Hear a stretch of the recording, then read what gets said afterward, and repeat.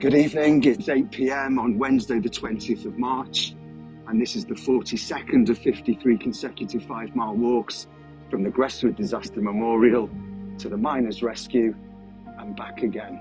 Mervyn Roberts, who I had the pleasure of meeting with his wife Sue last week, is this evening's film. Less streets from me stretching into the distance, no magnolia bushes for cryptic, and no puddles for rap, just Mervyn and his story. This film is a tribute to Emyr Roberts, a forgotten miner, Mervyn's father, who died in a pit accident at Grestwood in 1967 when Mervyn was just 6 years old. This is a deeply poignant account of the impact that the death of Mervyn's father had on his family, particularly his young mother, Tide, and of course himself. The story you're about to hear also includes Mervyn's stunning description of a profound event when he was working his first job, aged 19, at Brumbo Steelworks, when a mystery figure, unknown to Mervyn, was staring intently at him, making him increasingly nervous. To this day, Mervyn can vividly remember the sound of the mysterious man's clogs on the canteen floor as he approached the concerned Mervyn for the first time. A lot of people went through similar situations, I'm sure, losing a parent through whatever reason.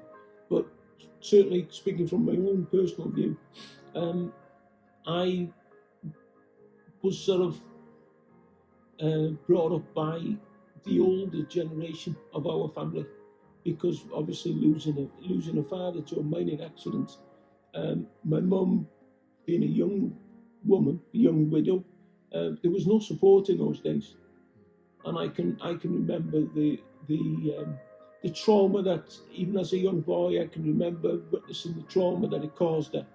And so our aunts, there were two spinster aunts, and my grandfather, my mum's dad, spent an awful lot of time with me, trying to fill that gap, if you like.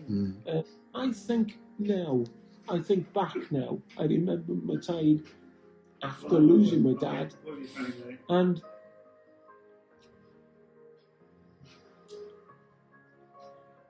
you can't imagine the trauma that must have gone through that old man's mind. And all the old miners that we've come across in the past, and I'm going to come here as well. Did he never talk about it? No, he was so quiet. Why? Just because he was quiet in nature, or just because it was too difficult? Maybe he didn't, maybe he couldn't, Yeah. Maybe it was too upsetting, Because it was the time we came from where your parents just didn't have money to go out and buy, so a lot of the time, I sound like my father-in-law says, all we had was mud and sticks, lad. I can remember my mum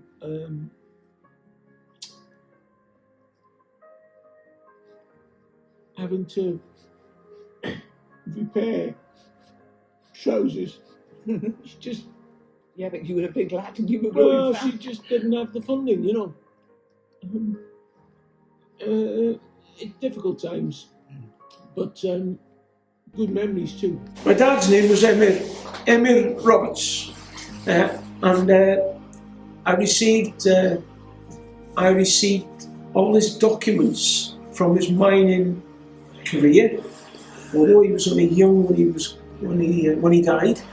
But when I look at the records and the comments by the managers and people who trained him, it was quite some CV, I'll tell you. And this map to my side here, my dad was working in the area called the East Main, and he was working on what they call the 95s. And this is the area, sort of this area here where they were cutting coal, is where one of the props gave. But what actually happened was that a prop supports had been allowed to overhang into the waste, which they actually admitted that it was their fault. The support was actually hanging back over the prop, And when the waist fell, it took the support with it. It took the bar, as they call it, with it, which the chock flew out, which is a wedge-shaped piece of material, flew out and struck my dad, and he was buried, basically. And so we were doing our work, our daily work, and we would stop after a couple of hours and have a cup of tea and a sandwich. And being a young male, I suppose, in those days, it was quite a macho time, if you like. But when we were sitting in the break area, I was aware of a man that was in one of the other crews looking at me on a regular basis, and he was getting to the point where I felt almost as if I was being followed. Anyway, this went on through the day, and then I turned to the senior pitman, and I said to him about this man. I said, "What's wrong with this guy? What's wrong with him?" "No," he said, "you're imagining it, lad." He said, "He's all right. He's okay." Now, this man's name was Austin. I don't actually remember his surname, and we became good friends until I was made redundant. And so through the day, we went back into the brick area and had a cup of tea, and we were coming to the end of our shift. And I can remember him like as if it was yesterday, coming across, and the sound of the clogs on the tile floor, coming across this brick area room and leaning on the end of the table and looking at me as I turned, because I used to smoke in those days. As I turned, he's looking me straight in the eyes.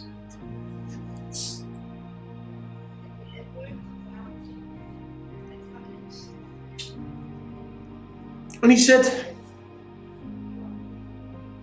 "Have you ever worked anywhere before, lad?" I said, "No," I said, "It's my first job."